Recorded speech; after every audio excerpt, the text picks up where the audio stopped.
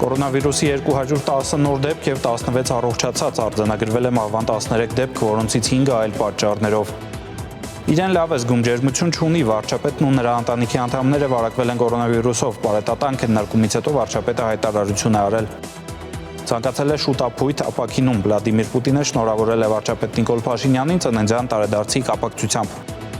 Պատասխանը եղել է բացասական, Արցախի նախագահ Արայիկ Հարությունյանը նույնպես կորոնավիրուսի թեստ է հանձնել։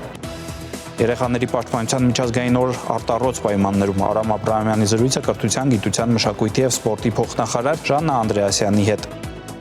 Հարցեր գլխավոր դատախազին խորհրդարանում դատախազը ներկայացրել է 2019 թվականի տարեկան զեկույցը։ Կորոնավիրուսի տարածման դինամիկան աշխարհում նոր տվյալների ներկայացում օնլայն հարթակում։ Առևտրի և ծառայությունների բնագավառները կաշխատեն այսօրվանից, Մոսկվայում սկսվել է սահմանափակումների մեղմացման երկրորդ փուլը։ Անկարգություններ, թալան, բախումներ ոստիկանության հետ, Միացյալ Նահանգներում չեն դադարում ոստիկանի կողմից աֆրոամերիկացու սպանությունից հետո սկիզբ առած ցույցերը։ Ցուցարարների թիրախ են դարձել նաև հայ գործարարների խանութները, Արտյոմ Երկանյանի զրույցը Լոս Անջելեսում Հայաստանի գլխավոր վիպատոս Արմեն Բայբուրցյանի հետ։ Երեխայի վիճակում դրական դինամիկա է արձանագրվել, թափառող շները Գյումրիում հարձակվել են 2.5 տարեկան երեխայի վրա և բազմաթիվ վնասվածքներ հասցրել։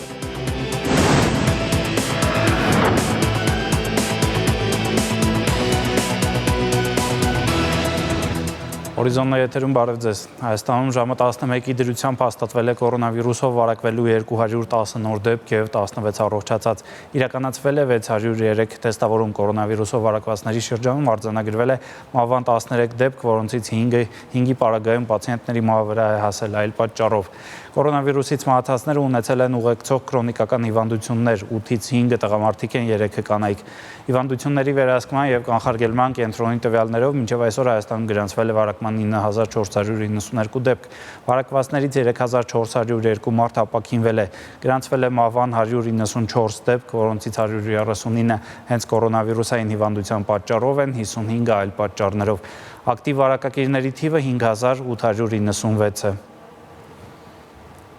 Հանրապետությունում դեռ շատ են հակահամաճարակային կանոնները չպահպանող քաղաքացիները, հայտարարել է վարչապետը այսօր Բարետատանը տեղի ունեցած հերթական քննարկումից հետո, իսկ հերթական ճեպազրույցը տեղի է ունեցել կառավարական առանձնատան բակում, առողջապահության նախարար Արսեն Թորոսյանի և փոխվարչապետ Տիգրան Ավինյանի մասնակցությամբ ճեպազրույցում վարչապետը նաև անդրադարձել է իր առողջական վիճակին։ Հիշեցնենք, որ վարչապետն ու նրա ընտանիքի անդամները կորոնավիրուսով են վարակվել։ Ես ըստ էության և մեր ընտանիքի որևէ անդամ որևէ ախտանիշ չի ունեցել և իմ ախտորոշումը տեղի է ունեցել ընդամենը այն բանի շնորհիվ, որ ես պարբերաբար թեստ եմ հանձնում և հատկապես, ինչպես ասել եմ, վաղը չէ մյուս օրը Արցախի հանրապետություն մեկնելու ծրագրեր կար և քանի որ կարող էր այնտեղ պատահել այնպես, որ զինվորների հետ շփում տեղի ունենար, որոշեցի ախտորոշվել նոր մեկնել և տեղի ունեցավ դրական ախտորոշումը և ըստ էության մենք այսօր արձանագրում ենք, որ հանրապետությունում մոտավորապես 18-20 հազարի կարգի կարող են ասիմպտոմ, այսինքն չախտորոշված դեպքեր լինել, սա այն պարագան է, երբ որ մարդիկ իրենք չգիտեն, որևէ կասկած չունեն ինձ նման, որ ախտորոշված են, որ վարակված են կորոնավիրուսով, այնպես որ կրկին անգամ պետք է բոլորիս կոչ անեմ հակահամաճարակային կանոնները պահել։ Ես ասեմ, որ մեր ընտանիքի ամբողջ կազմով մեկուսացած է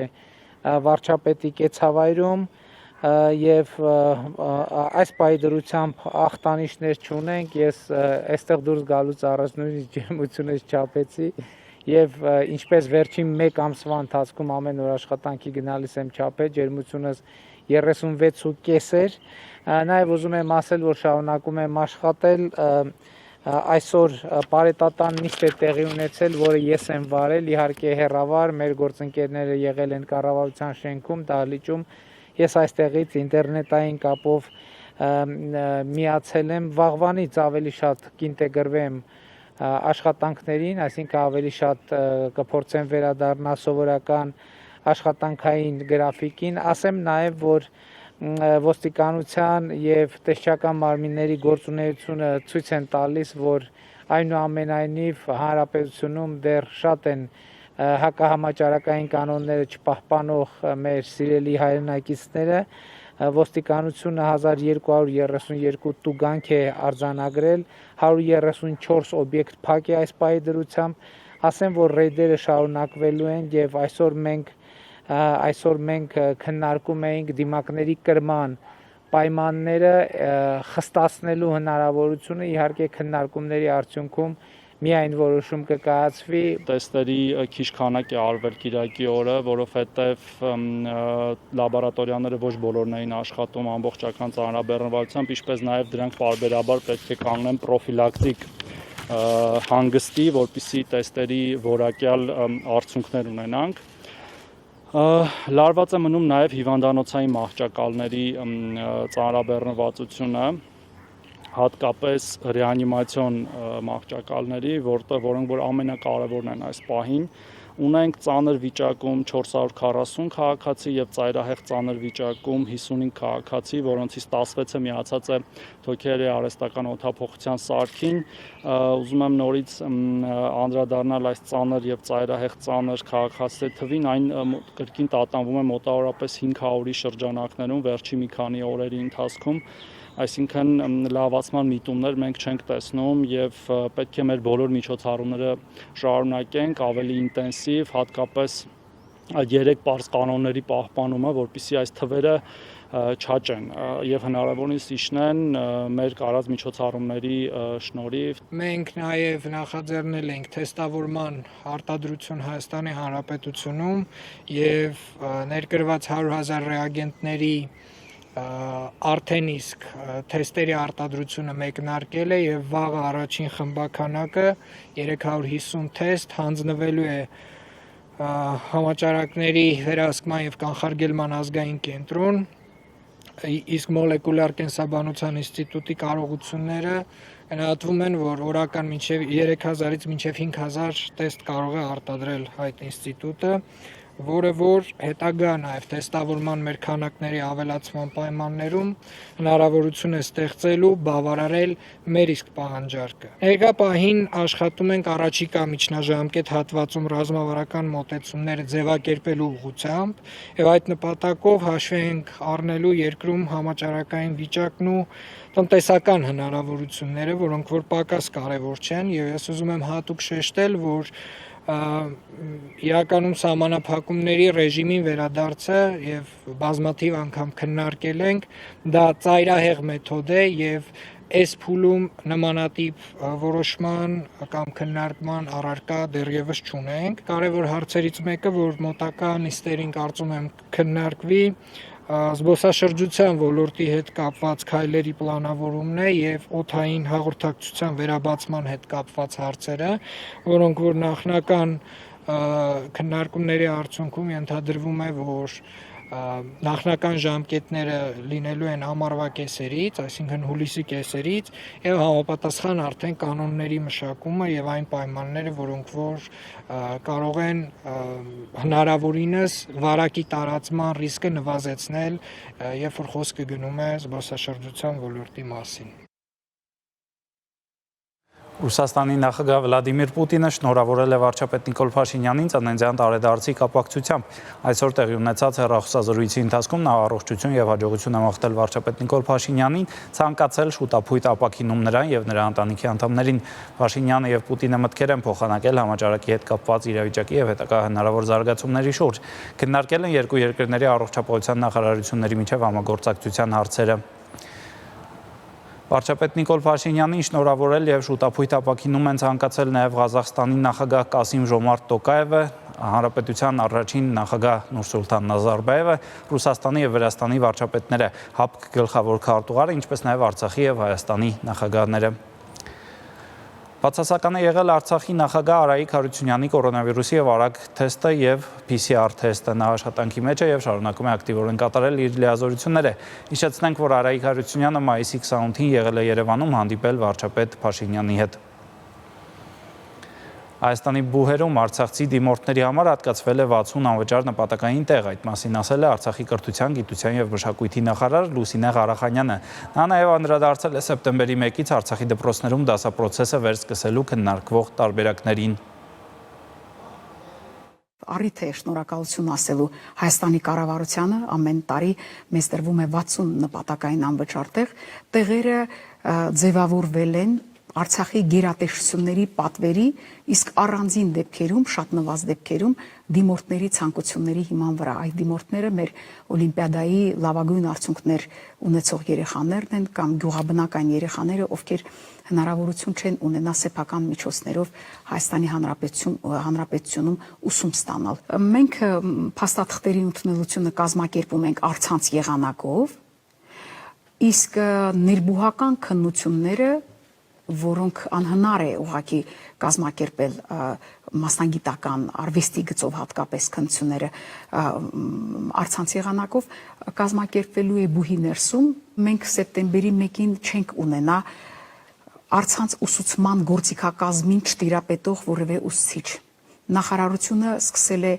քայլեր ձեռնարկել նաև տեխնիկական համապատասխան միջոցներով աշակերտներին, նաև այն ուսուցիչներին, որոնք չունեին զինելու համար։ Ես համարձակվում եմ ասել, հայտարարել, որ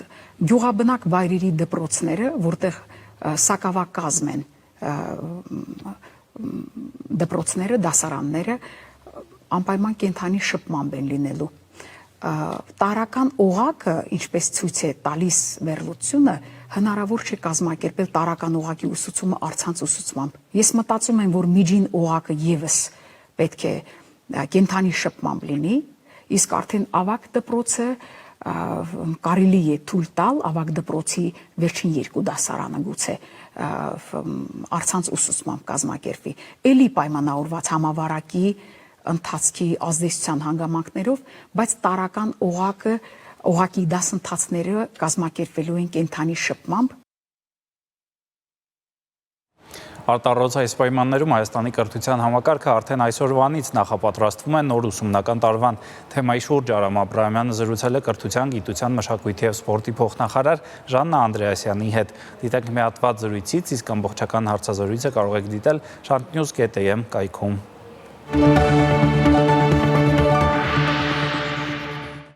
Սեպտեմբերի 1-ին մենք ուսումնական գործընթացը պլանավորում ենք ունենալ այնպես, ինչպես թույլ կտա իրավիճակը։ Այսինքն մենք մի քանի սցենար ենք պատրաստում։ Լավագույն սցենարը եւ որին պետք է բոլորս ձգտենք, դա բոլորի համար առկա ուսուցման ապահովումն է, եթե համավարակը մեզ դա թույլ տա։ Կան նաև տարբեր այլ մոտեցումներ, որովհետև մենք հասկանում ենք, որ որոշ դասարանների դեպքում, ինչպես օրինակ տարրական դպրոցն է, հատկապես առաջին դասարանը, առկա ուսուցումը շատ ճակատագրական նշանակություն ունի եւ երեխայի համար այդ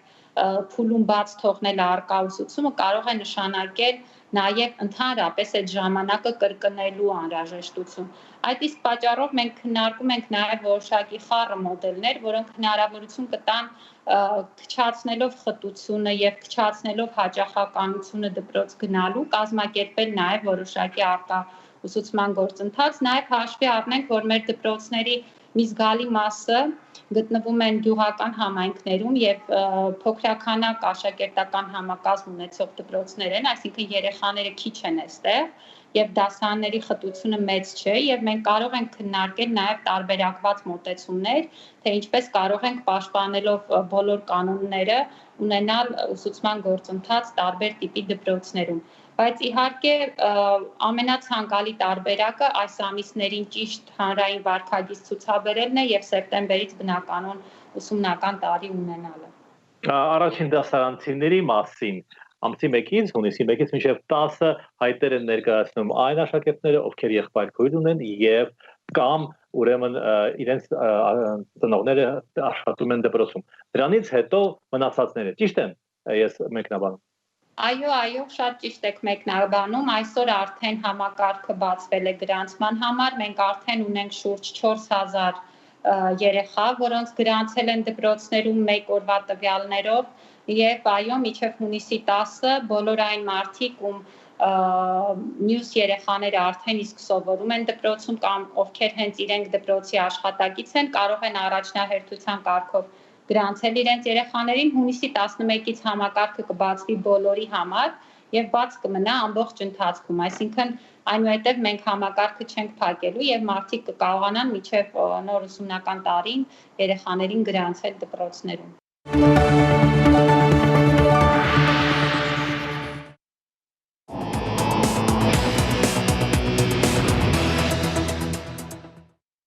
«2019-ին Հայաստանում հանցագործությունների թիվն աճել է 8.8%-ով, պատճառներից են իրավապահ համակարգի հետ համագործակցության մակարդակի բարձրացումն ու դեպքեր թաքցնելու արատավոր պրակտիկայի վերացումը։ Այս մասին խորհրդարանում հաշվետվություն է ներկայացրել գլխավոր դատախազ Արթուր Դավթյանը։ Մինչ նրա զեկույցը Ազգային ժողովը ընդունել է ոստիկանության մասին օրենքը փոփոխելու օրինագիծը, իսկ հանրաքվեն չեղարկելու վերաբերյալ նախագծի քվեարկությունը թեժ է ընթացել։ Կես ժամում 2 ընդմիջում Ազգային ժողովն օրն սկսեց 20-ական րոպե ընդմիջումներով, առաջինը Իմ քայլի խնդրանքով, երկրորդը Բարգավաճ Հայաստանի։ Վերջինս պետք է կողմնորոշվեր ինչպես քվեարկել Իմ քայլի падգամավոր Վահագն Հովհակիմյանի ներկայացրած հանրաքվեի մասին վիճահարույց օրենքին, որի ընդունմամբ չեղարկվելու է հանրաքվեն եւ այլ եղանակով է իշխանությունը լուծելու Սահմանադրական դատարանի հարցը։ Լուսավոր Հայաստանն ավելի վաղ էր կողմնորոշվել։ Նախագիծը հակասահմանադրական եւ խնդրահարույց եւ չենք մասնակցելու քվեարկությանը, որ մեր ձայներով չապահովենք այն անցնելը։ Բարգավաճ Հայաստան խմբակցությունը 20 րոպե ընդմիջում է վերցնում։ Հայտարարվում է 20 րոպե ընդմիջում։ Եվ այսպես պետք է քվեարկենք։ Կողմ 83 դեմ 16 ձեռնպահ 0 որոշումն ընդունվել է։ Միայն քվեարկությունից հետո խմբակցությունները վարման կարգով դիրքորոշում արտահայտելու իրավունք ստացան։ Նույն տրամաբանությամբ Ազգային ժողովը կարող է հիմա քվեարկել եւ չեղարկել օրինակ հունիս ամիսը կամ ասենք, չգիտեմ, նոր տարին։ Այդ իսկ պատճառով Բարգավաճ Հայաստանը հայտնելով հստակ քաղաքական դիրքորոշում քվեարկել է դեմ։ Այդ տրամաբանությամբ հիմա եկեք չեղարկենք հունիս ամիսը։ Տիկին Զորաբյան, սպասում ենք նախագծին։ Եթե մտահղացությունը այն է, որ այս նախագծից հետո մենք ձեռնարկելու ենք քայլեր, այնուամենայնիվ Սահմանադրական դատարանը, գործող Սահմանադրական դատարանը համապատասխանեցնել 2015 թվականի սահմանադրությանը, ապա պիտի ասեմ, որ այո, մենք դա անելու ենք։ Իսկ 2020 թվականի առաջնահերթություններից է անողոք պայքարը բանակում քրեական ենթամշակույթին բնորոշ դրսևորումների դեմ, առանձնացրեց դատախազը։ Արթուր Դավթյանն իրեն հատկացված կես ժամում չհասցրեց անդրադառնալ բոլոր հարցերին, փոխարենը շուրջ 40 падգամավոր հարց ուներ նրան։ Հարցերի համար հերթագրում։ Այստեղ դրականն այն է, որ ոչ բոլոր падգամավորներն են դահլիճում։ Տիգրան Ուրիխանյանը դիմել էր զինծառայողների սոցիալական ապահովության հիմնադրամ չփոխանցված գումարների վերաբերյալ հարցով, պատասխանը падգամավորին չէր գոհացրել։ Դատախազությունը օրերս հայտարարություն է տարածում, խրոխտ հայտարարություն մամուլով, ինձ մեղադրում երևի թե ոչ ճիշտ ասելու մեջ, որ ես ինչ որ գաղտնի բառը օգտագործում եմ, որը դատախազությունը չի օգտագործել։ Դատախազության բոլոր հայտարարություններն են խրոխտ։ Եվ կոնկրետ հարցի կապակցությամբ էլ ձեր հարցադրումներին ուղղված մեր պատասխանը բացարձակ իրավաչափ է։ Դուք որպես հոգաբարձուների խորհրդի անդամ բոլոր հնարավորություններն ունեք այդ պարզաբանումները ստանալու։ Մի սրեք, խնդիրս պարզաբանելն է, որտեղ են հիմնադրամի գումարները։ Այդ հարցի պատասխանն առաջին հերթին հոգաբարձուների խորհրդի անդամները պետք է ստանային եւ պարզաբանային հանրությանը։ Շարունակելով կոռուպցիայի դեմ պայքարի թեման, падգամավորները հետաքրքրվեցին վարչապետի այն հայտարարությամբ, որ իրավապահ համակարգը քարուքան չի եղել 10 նվիրյալների շնորհիվ։ Արդյոք Արթուր Դավթյանը իրեն տեսնում է նրանց թվում։ Հարցը ված չձևակերպեմ, ոչ թե կոռեկտ չէ, այլ ինչ չպետք է ուղղվի, հետեւաբար կներեք ես չեմ պատասխանի այդ հարցին։ Հարցը հնչեցնում եմ այն պատճառով, որ բազմաթիվ նախկին պաշտոնյաներ, ովքեր մեղադրում են կոռուպցիայի չարաշահումների մեջ, հասցնում են Հայաստանը լքել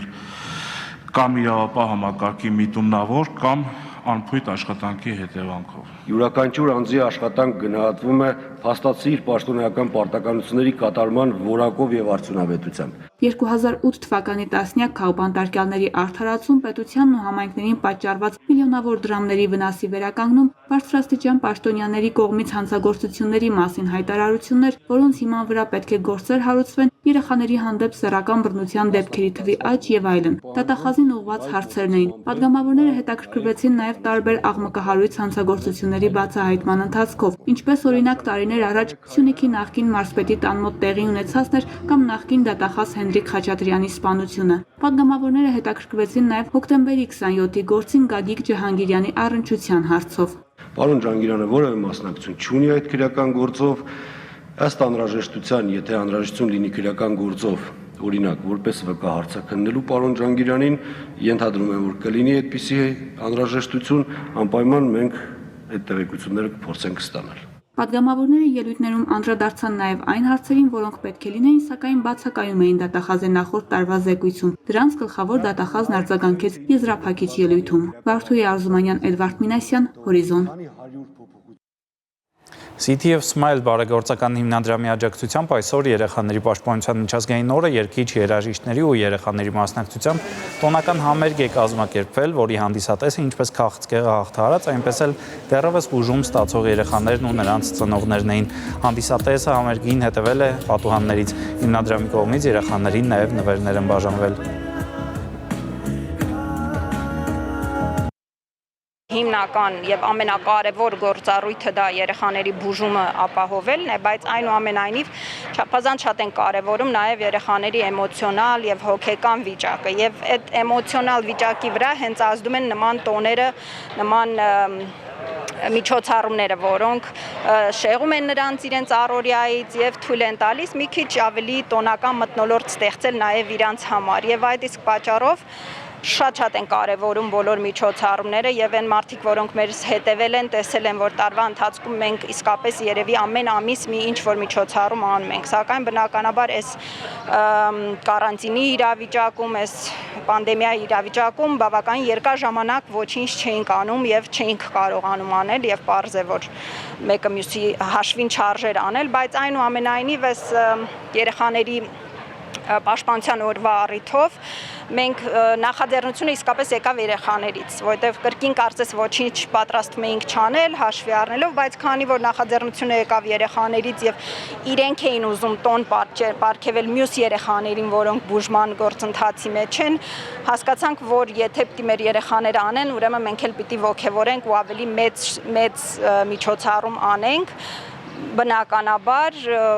պահպանելով բոլոր կանոնները սոցիալական հեռավորության։ Իրենց կյանքի ամենադժվար փուլն է այստեղ պարկած ժամանակ եւ իրենց եւ ծնողների եւ ընտանիքի բոլոր անդամների։ Եվ կուզեմ, որ հնարավորինս մեղմենք այն բոլոր տառապանքները, որ հիվանդանոցում պարկած երեխան ունենում է։ Ես չէ որ